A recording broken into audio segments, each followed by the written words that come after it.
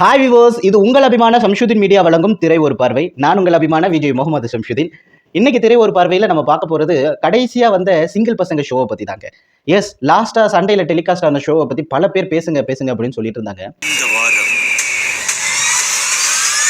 பல மரண யுத்திகள்லாம் நடந்திருக்கு. நம்ம ராவணன், தங்கப்பாண்டி எல்லாருக்குமே இது வந்துட்டு ஒரு டஃபஸ்ட் ஒரு கண்டென்ட்டாக தான் இருந்திருக்கு.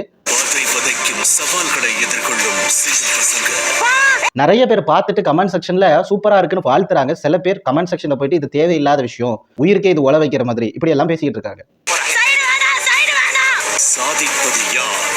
எது எப்படியோங்க, நம்ம இதை கண்டிப்பா பேசி ஆகணும். ஏன்னா இது நம்மளுடைய ஷோ, நம்மளுடைய ஃபேவரட் ஷோ. அதனால பேச வந்திருக்கேன்.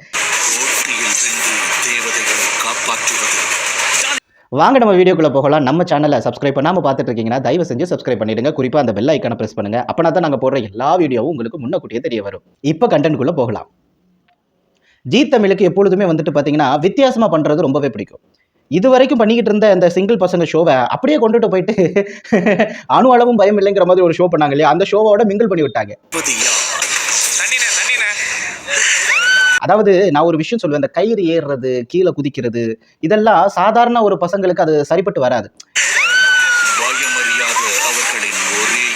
இப்ப ராகவேந்திரா கூட ஸ்பாட்ல வந்துட்டு மயங்கி விழுந்ததா வந்துட்டு நம்ம பார்த்தோம். ஆக்சுவலா அது நான் பிராங்கா இருக்குமோ அப்படின்னு நான் யோசிச்சேன்.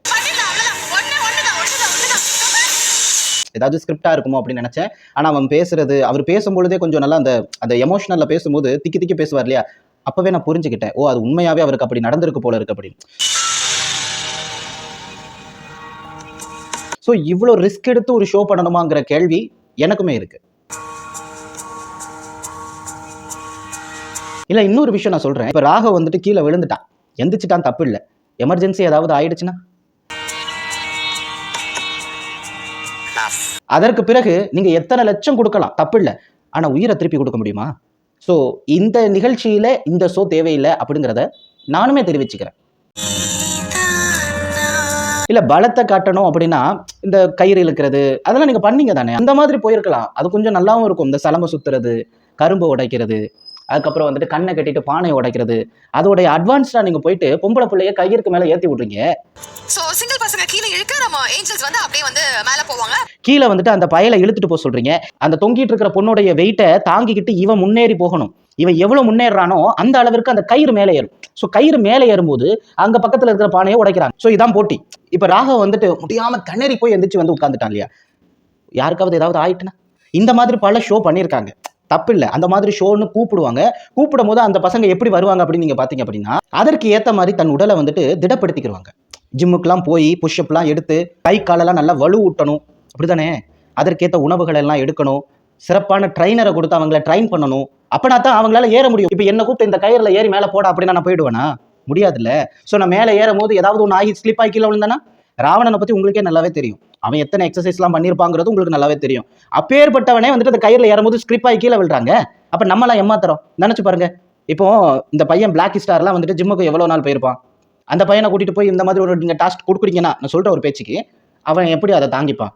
ஸோ இதெல்லாம் தேவையில்லைன்னு தோணுது. பொதுவாக போலீஸ் ட்ரைனிங்கில் கொடுக்கக்கூடிய கான்செப்டை நீங்கள் காப்பி எடுத்து பண்ணுறீங்க பல ஷோஸில். முதல்ல அது தவறு.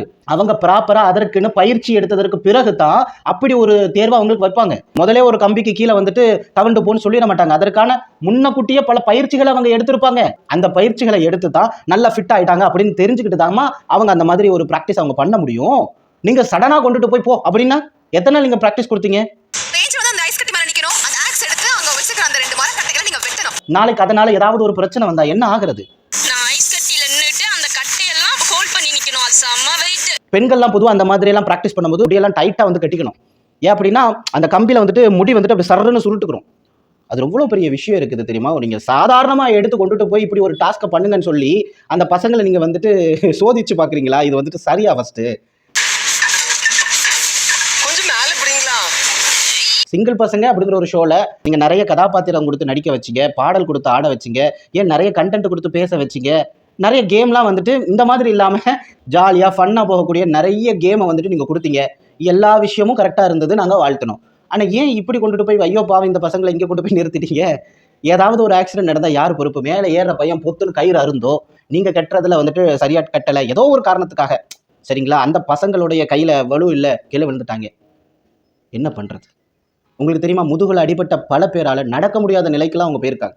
எதுவும் நடக்கலாம். கிரிக்கெட் விளையாடிக்கிட்டு இருந்த ஒரு பையன் பால் அடிபட்டு இறந்து போனான் தலையில், தெரியுமா உங்களுக்கு? பலார்னு கீழே விழுறாங்கங்க. கல் வந்துட்டு மூஞ்சி பக்கமா முகர பக்கமா பேத்துடுமே, ஏதோ ஒரு இடத்துல அடிபட்டுருது, அந்த பசங்களுடைய உயிருக்கு என்ன ஆகுறது? இந்த மாதிரியெல்லாம் விஷப்பரீட்சைகளை வைக்கிறதா இருந்தால் அதற்கு ஏற்ற கண்டஸ்டன்ட் கிட்ட நீங்கள் வைக்கலாம்.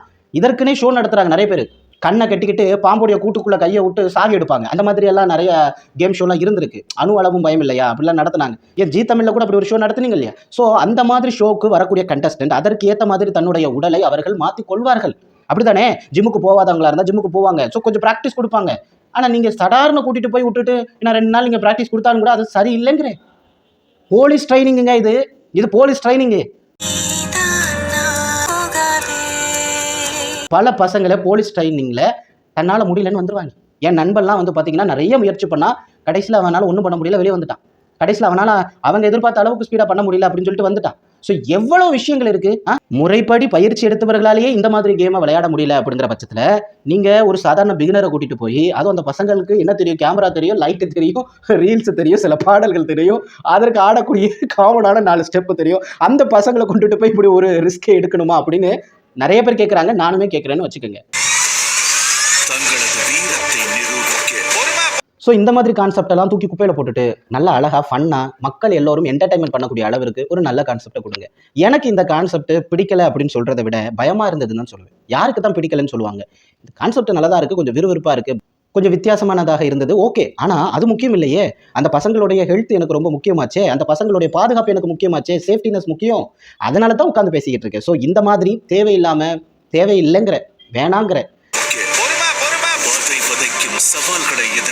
இந்த மாதிரியான கண்டென்ட் வேணாம்.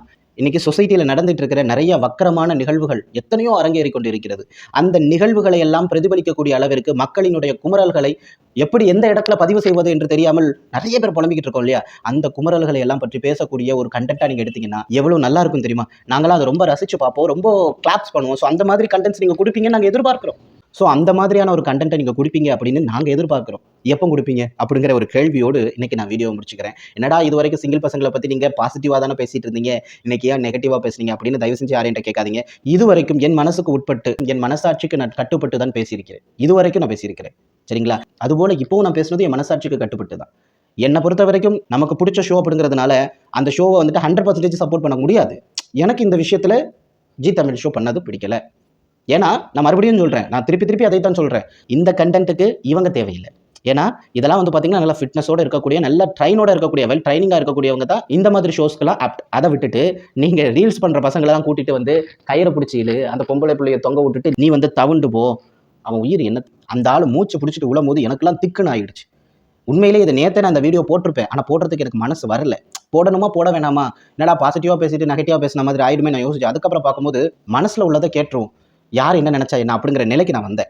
ஸோ என் கருத்து உங்கள் கருத்து சரியாக இருக்கும் பட்சத்தில் கமெண்ட் செக்ஷனில் தெரிவிங்க. இன்னொரு வீடியோவில் வந்து சேர்க்கிறேன். அதுவரை காத்திருங்கள். நன்றி, வணக்கம்.